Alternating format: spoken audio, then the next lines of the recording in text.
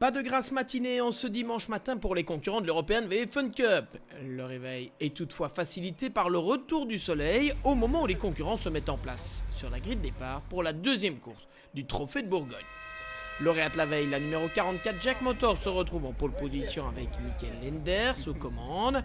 Kevin Capras sur la 280, Socarden Milo est à ses côtés. Deuxième ligne pour Édouard Mondron sur la numéro 2 DRM Motorsport et pour Martin Le Burton sur la 888 AC Motorsport.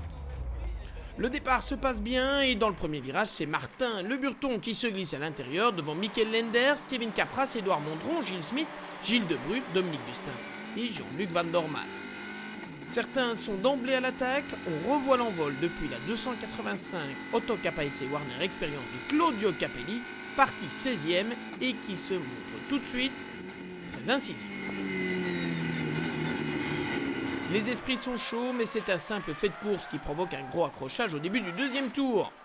La 260 McDonald's de François Bouillon est partie en tête à queue, elle est percutée par la 378 Acom Racing et la numéro 11 DDS Racing. On revoit cela depuis le casque d'Arnaud de Samer et vous voyez, ça aurait pu être bien pire. Heureusement, François Bouillon, Xavier Mesquita et Dirk Gubel s'en sortent bien, preuve de la solidité de ces VF Cup.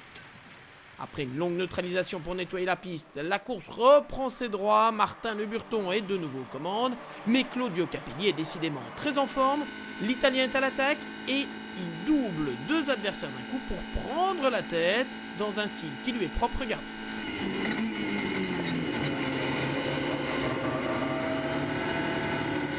A ce moment, la 285 Otto KPSC Warner Experience emmène donc un groupe de 6 pilotes avec Martin Le Burton, Kevin Capras, Édouard Mondron, Mikel Lenders et Gilles Smith. La bagarre ne fait que commencer avec de multiples changements de position. Après une heure, il est déjà temps de revenir dans la pit lane pour les premiers ravitaillements et changements de pilote. Et peu avant la mi-course, c'est Guillaume Mondron sur la numéro 2 et Lorenzo Doniaco sur la 280 qui se sont échappés en duo. À une quinzaine de secondes derrière, on retrouve Laurent Jaspers et Stéphane Perrin. La sortie de piste de la numéro 11 DDS Racing, qui venait d'être réparée, provoque une nouvelle intervention, la safety car, à une heure de l'arrivée. De quoi regrouper tout le peloton et nous offrir une magnifique lutte à 4 pour la dernière heure, avec Cédric Bollon, Mikel Lenders, Kevin Capras et Martin Le Burton. La lutte est somptueuse, avec des pilotes au sommet de leur art.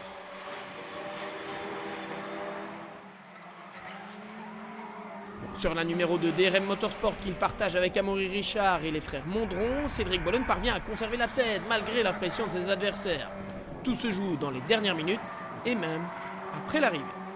Pénalisé de 30 secondes pour non-respect des limites de la piste, Cédric Bollon glisse au 4e rang. La 3e place revient dès lors à la 280 Socarden Milo de Kevin Capras, Lorenzo Doniaco et Kevin Balthazar. La 888 AC Motorsport monte une fois de plus sur le podium avec Martin Le Burton, Stéphane Perrin et Simon Tourneur.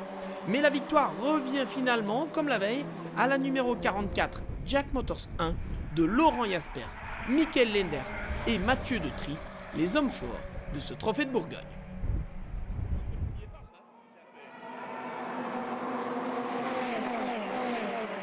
On était tous regroupés, et du coup entre la première et la 4e place, ça a tous joué dans la dernière heure et c'était vraiment très très chaud avec Cédric Bollon dans les derniers virages.